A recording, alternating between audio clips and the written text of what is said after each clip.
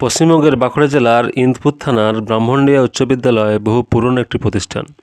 ব্রাহ্মণডিয়া ছাড়াও মাঝিদুবরাজপুর, টঙ্গী, গিলিরপোনা, নাথারডাঙ্গা, আহন্দা, কাজলকুড়া, পুরুলিয়া, আসনবনের হাজার হাজার ছেলেমেয়ে এই স্কুলে পড়াশোনা করেছে বা এখনও করে।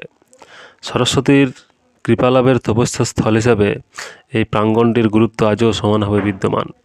স্কুল কর্তৃপক্ষের ক্ষুদ্র ও সীমিত সামর্থ্যের মধ্যেও বিদ্যালয়টিকে সাজানো গোছানোর একটা চেষ্টা যে রয়েছে সেটা স্পষ্ট বোঝা যায়।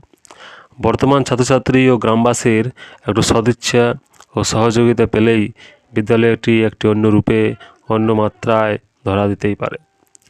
কত কত ছেলেমেয়ে এই বিদ্যালয়ে পড়াশোনা করে তাদের শিক্ষার ভিত্তিতে শক্তপোক্ত করে আজ দেশ বিদেশে বিভিন্ন উচ্চ পদে সাফল্যের সঙ্গে কর্মজীবন অতিবাহিত করছে।